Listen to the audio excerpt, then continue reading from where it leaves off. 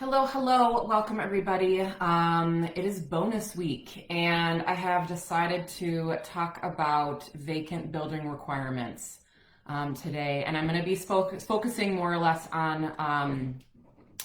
Sorry, hold on. I'm live, but I can't see anything here, and I'm wondering, can you guys see me? If you can comment and let me know if you do see me, that would be great, because I am not able to see myself. I'm going to keep going though. Okay. So yeah, talking about vacant building requirements today. I'm super excited about that. Oh, you can see me. Okay, good. All right. Dan just told me he could see me. Perfect. So yeah, vacant building requirements today. And again, it's going to be more or less focused on the Minneapolis-St. Paul region here in the Twin Cities, just because that's obviously what I have worked on. And to be honest with you, I wanted to talk about this today because we've done quite a few of these, purchased, renovated them, and then resold them. I've, like I said, done quite a few of those. And I think there's a lot of, not necessarily confusion, but there is, there's a lot of, I guess, red tape, if you want to call that, of going through the city. And I know I've even looked at some folks' blogs and comments and stuff made after, articles that have been written. It's like, stay away, don't do it. And it's more or less just about understanding the process. And so I'm going to go through that today. And then if you guys have questions as we go along, please feel free to ask them. I can see everything now. And so, oh, good morning, Celie. I can see everything now. And so if you guys, like I said, have questions as we go along, let me know. For those who don't know me, I'm Jen Green. I'm from Property House Partners. We are located here in the Twin Cities Metro, in Minneapolis, St. Paul, and Minnesota in the U.S., and we purchase real estate from folks who need to sell quickly, more or less, if they're in any kind of situation where there's an impending divorce, a foreclosure coming, they've inherited a home and they don't know what to do with it.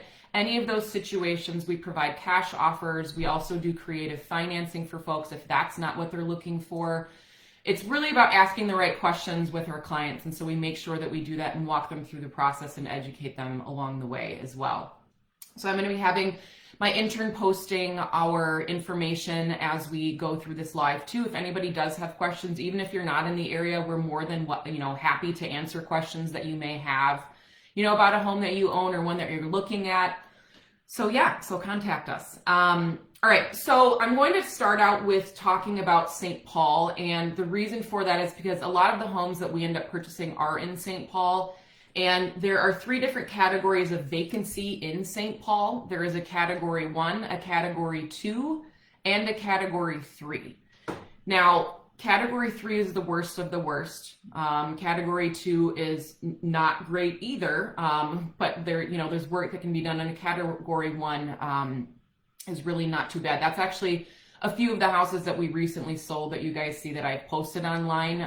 Some of those were deemed vacant buildings, and then obviously we renovated them and resold them to new families.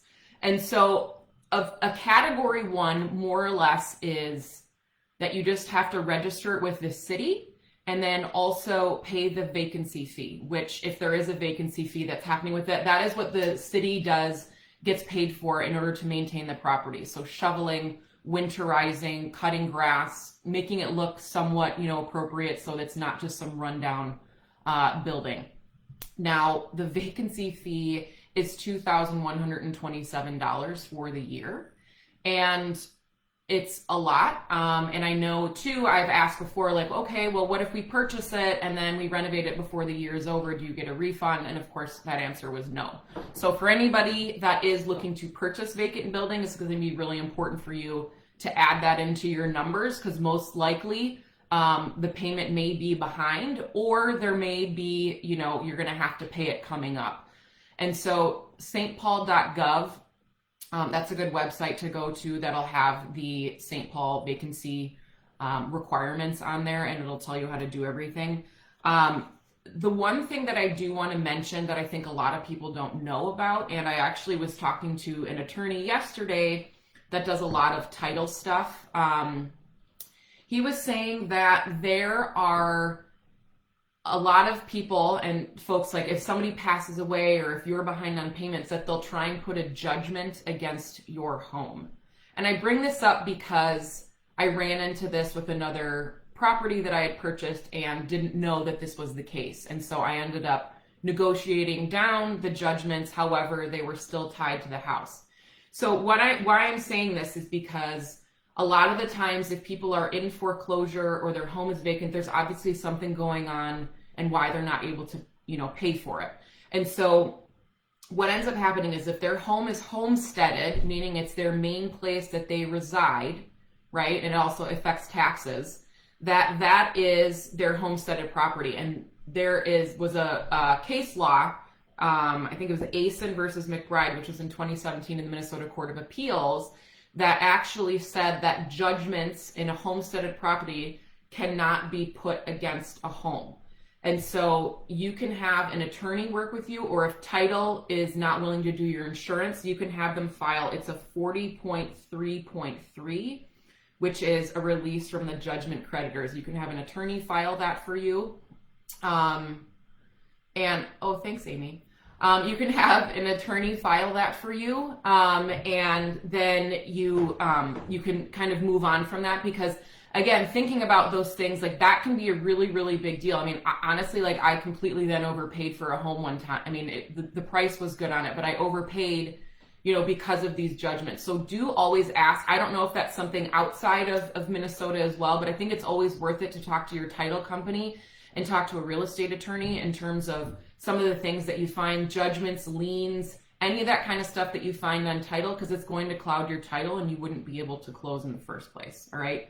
I know that's kind of off the topic of vacant buildings. However, it's still part of the process, because if you have those things tied to your house and it clouds title, you're not going to be able to close. And also you may end up paying too much for a property when you don't need to be doing that. So do keep that in mind.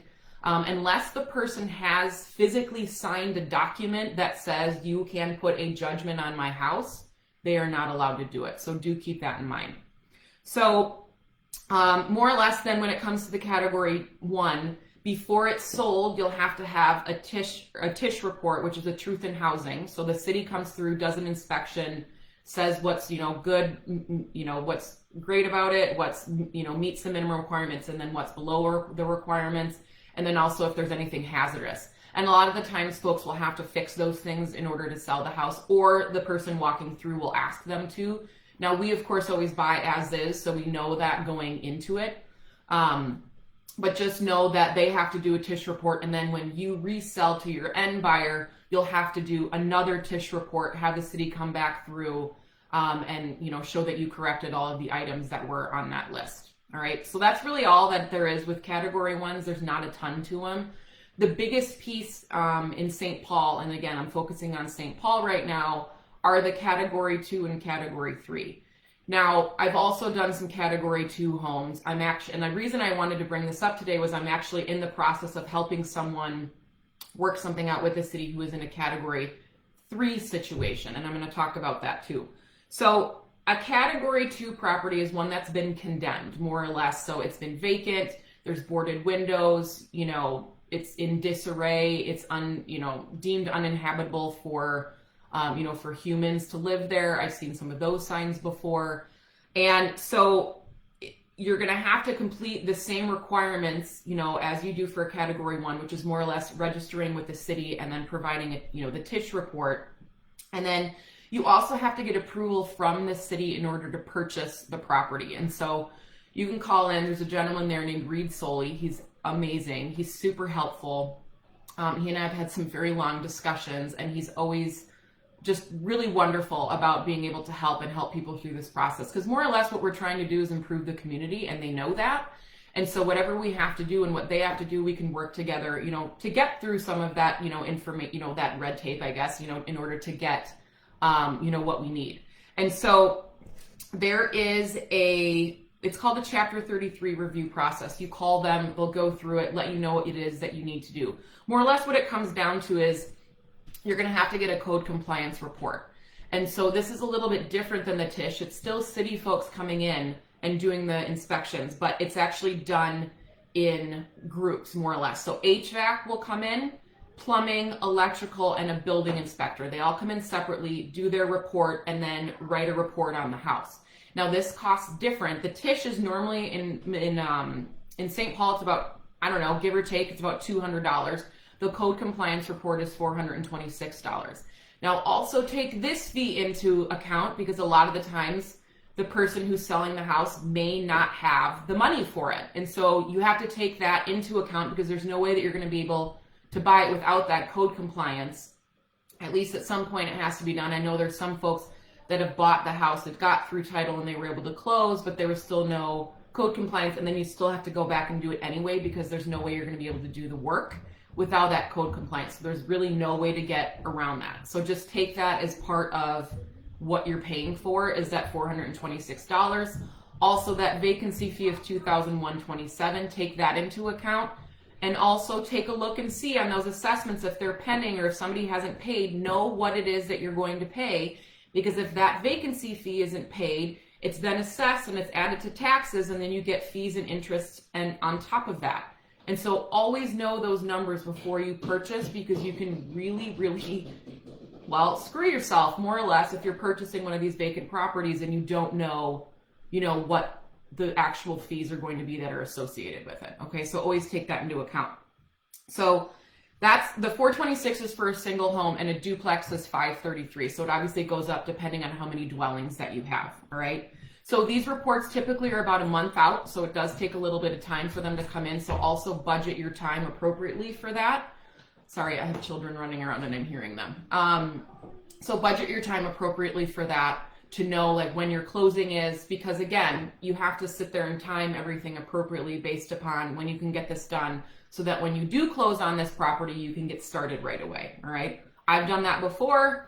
I mean, I've purchased and I didn't necessarily understand what I had to do in the process. I learned along the way, but definitely made some very big mistakes along the way. And that's why I'm saying this now and giving you guys this information, because okay, sorry, I'm having people come in here. My apologies. Now I just lost my train of thought. Sorry, guys. Call ahead. Oh yeah, make sure that you have everything in place so that when you get started, you have everybody, ready to go when you do close. So now the other thing that you have to do is provide proof of repairs. And so what that is, showing that you have the financial capability to do the repairs. It can be held, it doesn't necessarily have to be held in escrow, but some proof of funds, more or less, showing that you can fix it. And this is going to be based upon what your general contractor is able to provide to the city. So you're going to have a licensed general contractor, give their license number. It's going to have to be printed on some form of stationery, showing that that's their company. And then they're going to have to give a bid based upon what it is that the inspectors found, with HVAC, plumbing, electrical, and building. And it's all going to have to be separated out on that, form showing, plumbing requirements is going to cost X amount, electrical is going to cost X amount, HVAC, and so on. And you'll have to show the city that, and then also sign a notarized copy saying that you're going to complete these repairs. And in St. Paul, you have 6 months in order to complete these repairs, and you have the possibility for extension. But know that you have to complete those repairs in whatever time frame it is that they have, and then you'll have to petition if you need longer. I know in Minneapolis, they give you 9 months. And then if you need an extension for 3 months, you need to be at least 50% done. So do keep that in mind. And then knowing that you're doing these repairs, they're going to make sure that everything that you're doing to the house is going, appropriately, and that you're not having garbage out front, you're taking trash out, and the house is well kept, because they will come and they will fine you. I will say that because I've been fined before. There was one time where the person that was supposed to shovel the sidewalk during the winter didn't do it, and the city came in and gave us a fine, and it was $281. So it's not cheap. So do think about these things. Make sure you have all this stuff planned ahead. All right. So then you also have to obviously pull permits and do everything, pretty much by the book when it comes to these, which is what we should be doing anyway, because we are renovating properties. We're not just slapping paint and, putting in carpet and calling it a day. This is about really fixing a home, improving, the neighborhood, and making sure that it's deemed safe for somebody to live in. So do take these requirements seriously. All right. And like I said, it is a process. However, it is one that we can do, and it's one that's worth doing, because not only are you helping the homeowner out of a situation where, maybe they're not able to afford anything anymore, or foreclosure is coming, or whatever it is. And then also, like I said, help the city in terms of, repairing a rundown house on a neighborhood block, the neighbors are always very happy about it.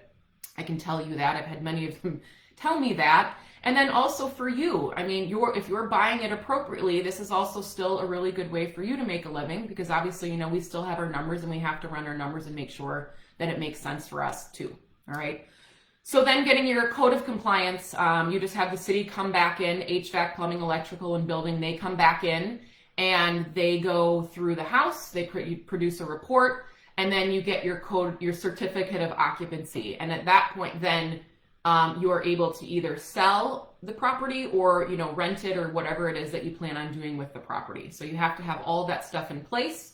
You will not have to do a TISH report because the code compliance serves as the TISH report. So just know that you don't have to double down on that. So that also really helps folks too when they're coming in to look through the house. It gives them some sense of security because they know that the house was fixed appropriately. Their realtors can tell them that, like, we went through a really stringent process in order to make sure that the house, is fixed. So do know that.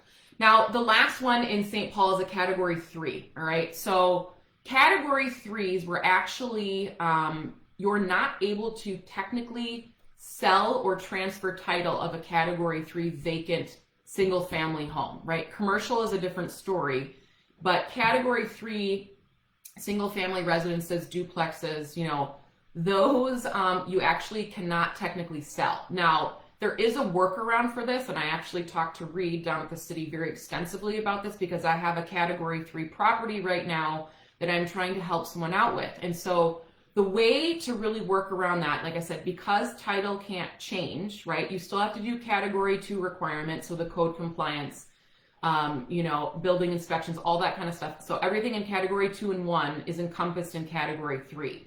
But here's the thing, is that because title can't transfer, what you can do, and I actually talked this out with my coach, Rachel Schneider, as well, because, I've never had to deal with a category 3, because for me, I was like, well, you can't purchase them, so it's not something that we can do. However, this is how we can do it. What you can do is more or less, protect your rights too, is put yourself on title with the owner. Then you're going to be presenting whatever it is you have with the city. You have, it's obviously going to be an agreement between you and the seller of you being on title, you completing code compliance, whatever it is, that you have to get on to protect your interests.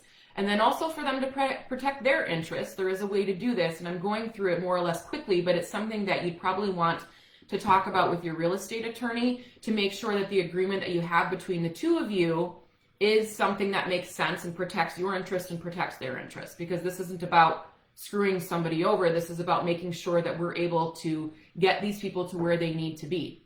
And so this house it's been vacant for 8 years, and the family has now finally decided that it is time to move on. Their parents have passed. The house is actually in probate. However, like I said, it is a category 3, so the worst of the worst. And it was more or less like if this family doesn't figure something out, what ends up happening with category 3s is that they just come in and bulldoze them. And more or less what ends up happening is that then it becomes like a tax forfeiture, because they have to pay for it knocking down, the building, which is somewhere between, $15,000 to $25,000. That doesn't get paid. The city then takes it over. It goes into tax forfeiture, and then it just sits in an empty lot, and then the city will sell it again. So that is also a process. And then you have, a vacant land sitting there, and that doesn't really help, other folks in the neighborhood either. So if we can save this house, and the house isn't in necessarily like horrible condition, it's been vacant for 8 years. All of the HVAC, plumbing, electrical, all that stuff's going to have to be redone.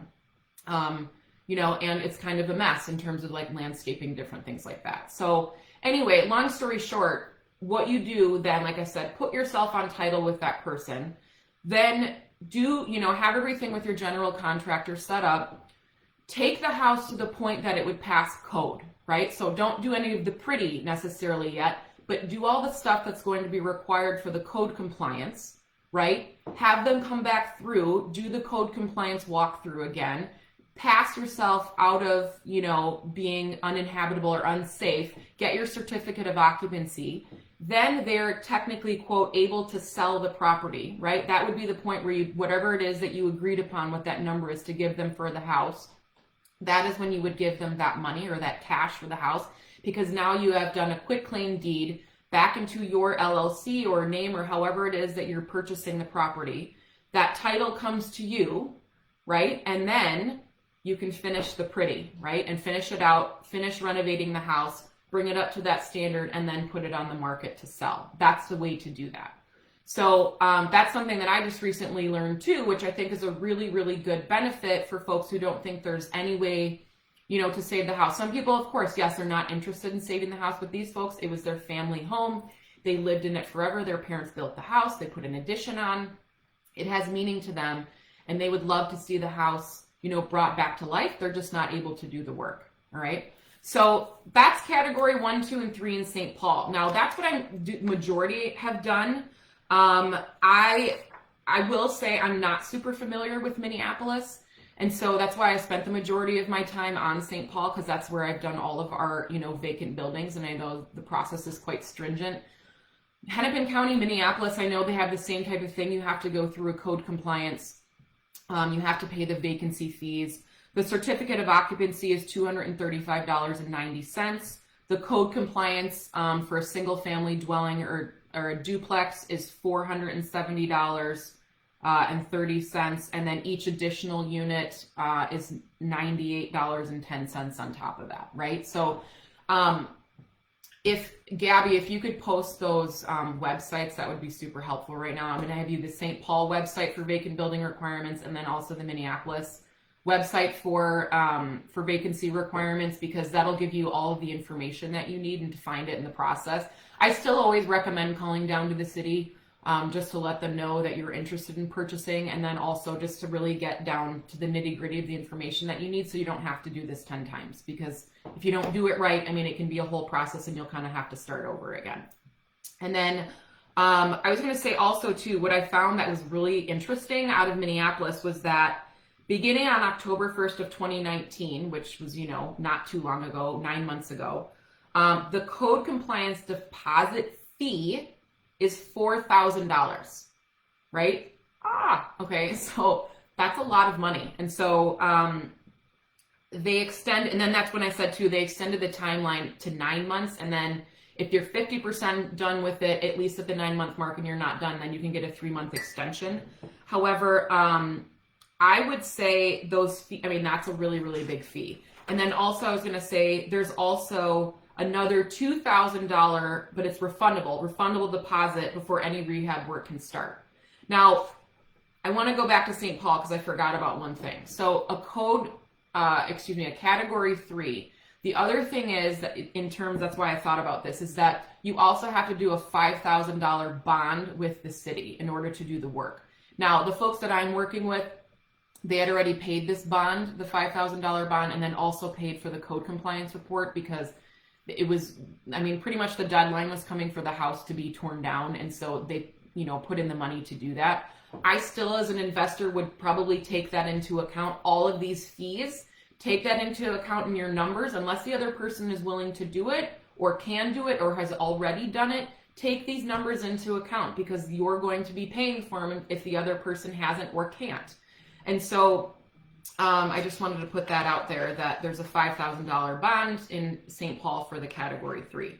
Now, they're also going to come through in Minneapolis and do the building electrical, HVAC, and plumbing. They're going to do the same thing, and there's the same process there. So there are other cities also that have vacant building requirements. They're not as intense as Minneapolis and St. Paul. I know Bloomington has some, Hopkins has some, and I know they're, like I said, you always just go to the city website and take a look. Some of them are just more or less registering, you know, the property is vacant, and then just calling and then saying, okay, the property is not vacant, and then getting off their vacant building list. But both, you know, Minneapolis, St. Paul, that's obviously, you know, the most population of where people live in the cities. Those are going to have a little bit more stringent laws and requirements through the city. So yeah, that's what I had for today. So I hope that was helpful. I think it's always really important to be on top of your numbers. That's probably the most important thing that I can say today, is to know what your numbers are and the fees and everything that you're going to be, you know, running into when it comes to vacant buildings. I think this is a very good way of not only helping, you know, the city and, you know, take a vacant building off of their list, because I mean, they're not in real estate. I mean, that's not what the city is there for. And so us being able to come in and help out with that, I think is really great. And then also for the neighborhood, you know, to take a nuisance property away. You know, one of the properties that we did it used to be a daycare, and it was one that we sold back in May. It was a category 1, but it was used as a daycare, and there was stuff everywhere because the folks ended up having to leave more or less kind of like in the middle of the night. And there was, you know, kids' toys and bikes and, you know, play structures and a whole bunch of different things, you know, on the front lawn.